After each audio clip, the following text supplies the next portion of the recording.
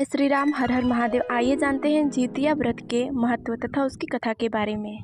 जिउतिया व्रत को परम मंगलाकारी व्रत माना जाता है। इस दिन सभी महिलाएं निर्जला व्रत रहकर भूतवाहन भगवान की पूजा करती है तथा अपने संतान की लंबी आयु के लिए उनसे प्रार्थना करती हैं। साल 2024 में जिउतिया व्रत 25 सितंबर दिन बुधवार को पड़ रहा है। तो आइए अब हम जानते हैं जिउतिया व्रत कथा के बारे में। पौराणिक कथाओं के अनुसार एक समय की बात है जब गंधर्वों के राजकुमार जीमूतवाहन भगवान अपने पराक्रम और अपने परोपकार के लिए जाने जाते थे। एक समय जीमूतवाहन भगवान के पिता उन्हें राज सिंहासन पर बैठाकर स्वयं तपस्या के लिए वन में चले गए, लेकिन जीमूतवाहन भगवान का मन राजपाट में नहीं लगा। अब जीमूतवाहन भगवान अपने राज्य की जिम्मेदारी अपने भाइयों को सौंपकर स्वयं अपने पिता के पास वन में चले गए, जहाँ उनका विवाह माल्यवती नाम की कन्या के साथ हुआ।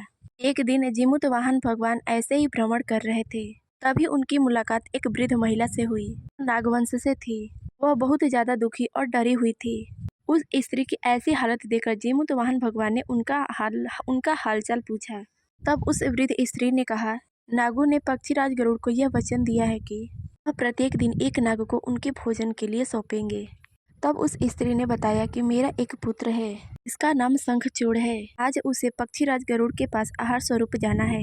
तब यह बात जीमूतवाहन भगवान ने उस स्त्री की सुनी। तब उन्होंने उस स्त्री को सांत्वना दिया और कहा कि वे उसके पुत्र के प्राणों की रक्षा अवश्य करेंगे। अपने कहे हुए वचनों के अनुसार जीमूतवाहन भगवान पक्षीराज गरुड़ जी के पास गए। तब गरुड़ जी उन्हें अपने पंजों में दबोच कर ले गए।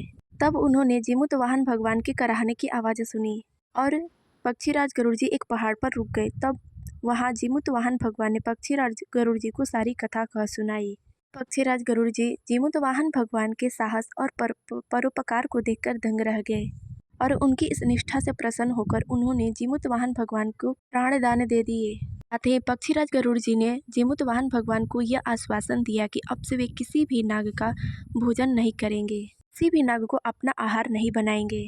तभी से संतान की सुरक्षा और उसकी दीर्घ आयु के लिए जीमूतवाहन भगवान की व्रत और पूजा का विधान है, जिसे हम जिउतिया अथवा जितिया व्रत के नाम से अथवा जिउत पुत्रिका व्रत के नाम से जानते हैं। कहते हैं कि इस व्रत इस कथा के बिना अधूरा है, अतः पूजा करने के बाद जीउतवाहन भगवान की कथा अवश्य सुननी चाहिए। इस वीडियो में बस इतना। मिलता है अगली वीडियो में, तब तक के लिए जय श्री राम, हर हर महादेव।